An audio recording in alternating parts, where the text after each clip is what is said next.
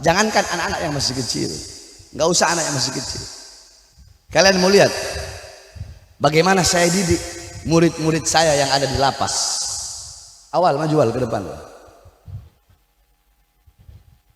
Mana Awal? Bagaimana cara salim sama orang tua?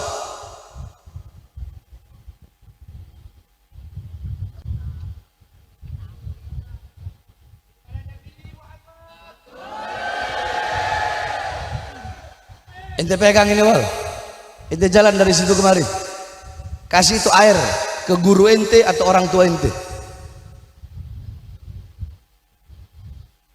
taruh.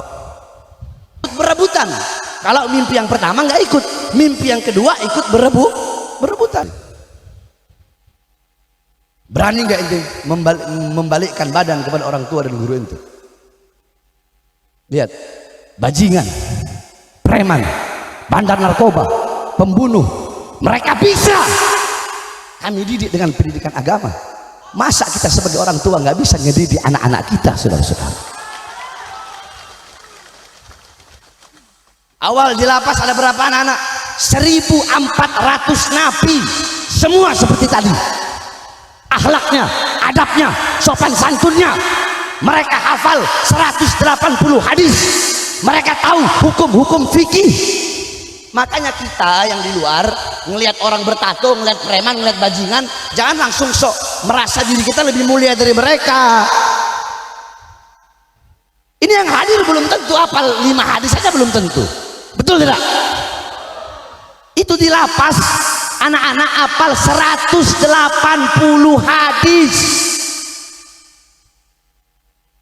Semua tergantung kita bagaimana kita mendidiknya. Apalagi kita sebagai orang tua.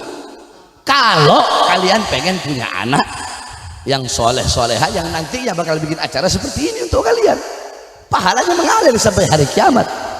Idza mata ibnu Adam idqata amaluhu illa min thalatha sadaqatin jariyah al ilmu yantafa'u bih wa waladun salih yad'ulah. Apabila manusia wafat, manusia meninggal, terputus semua amal-amalnya. Kita masih hidup sholat, dalam kubur bisa sholat. Kita masih hidup puasa, dalam kubur bisa puasa. Berarti terputus. Nah, ada 3 amal yang tidak akan pernah terputus kalau 3 amal ini kita tinggalkan ketika kita masih hidup. Salah satunya apa? Anak yang soleh yang mendoakan kedua orang tuanya. Sebab kenapa? Saudara-saudara, penghuni kubur, kalian mau tahu? Penghuni kubur itu mereka butuh makanan. Penghuni kubur butuh. Cuma bedanya kalau kita makannya nasi, kalau mereka makanannya adalah doa yang dikirimkan oleh orang-orang yang masih hidup. Makanya saya heran kalau ada orang Wahabi. Tahu Wahabi? Tahu nggak Wahabi? Di Madura ada Wahabi banyak. Orang Madura jadi Wahabi ada. Aduh, setahu saya Madura ini aswaja semua. Oh, ada Wahabinya Madura?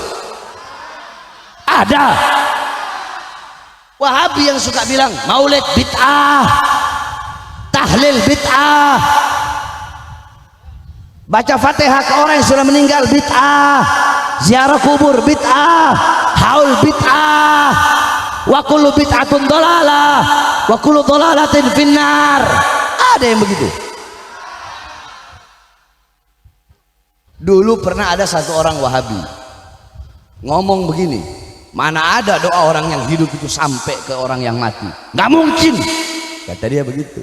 Saya kalau menjawab pakai dalil kelamaan. Saya bilang, bapak kamu masih ada? Udah meninggal, Beb. Oh, ya Allah ya Rabb, hancurkan bapaknya dia, azab bapaknya dia, siksa bapaknya di dalam kubur ya Allah. Marah dia, Beb, Habib kau doanya buruk begitu ke bapak saya. Berarti kau percaya doa itu sampai. Sebab dia marah. Kalau dia nggak marah, kalau dia nggak percaya doa itu nggak sampai, ngapain harus marah? Betul. Doa itu sampai karena makanannya penghuni kubur itu doa. Makanya dalam satu riwayat diceritakan dulu, yakni ada seorang alim bermimpi, dia sedang berada di alam kubur. ketika ada orang lewat di kubur tersebut membaca al-fatihah ila arwahil muslimin wal muslimat wal mu'minina wal mu'minat Allahumma ighfir lahum warhamhum wa'afihim wa'fu anhum bisirril fatihah, itu semua penghuni kubur berebutan. Berebutan apa? Berebutan fatihah, karena fatihah makanan mereka, doa itu makanan mereka. Ada satu penghuni kubur yang tidak pernah berebut. Ini orang alim tanya, kamu kenapa kok nggak mau berebut seperti mereka? Apa kata ini orang ahli kubur? Ngapain saya harus berebut? Orang saya punya anak, tiap hari anak saya bacakan saya fatihah, tiap hari saya punya makanan sendiri, tidak seperti mereka yang mereka tidak punya anak yang membacakan fatihah untuk mereka. Akhirnya beberapa saat kemudian, beberapa minggu, beberapa bulan kemudian, ini orang alim mimpi lagi, mimpi yang sama. Cuma bedanya ketika ada fatihah, si orang tadi yang punya anak yang selalu baca fatihah ikut berebutan. Kalau mimpi yang pertama nggak ikut, mimpi yang kedua ikut berebutan. Dia tanya, kok sekarang kamu berebut? Dulu kamu nggak berebut? Ya, karena anakku telah wafat, karena anakku telah tiada, sehingga aku tidak punya lagi orang anak yang selalu membacakan doa, yang dimana ini adalah makanan bagiku di dalam kubur. Jadi berbakti, intinya ini kan berbakti sama orang tua tidak hanya sebatas semasa hidupnya saja, tetapi berbakti kepada kedua orang tua walaupun orang tua telah wafat, walaupun orang tua telah tiada. Wajib bagi kita untuk berbakti kepada kedua orang tua. Bagaimana caranya kalau berbakti kepada kedua orang tua yang telah wafat? Dengan mengirimkan Paham? Itu yang pertama yang akan saya bahas, yang sudah saya bahas. Udah paham ya tentang haul ini? Kedua, sekarang adalah tahun baru Hijri, bulan Muharram.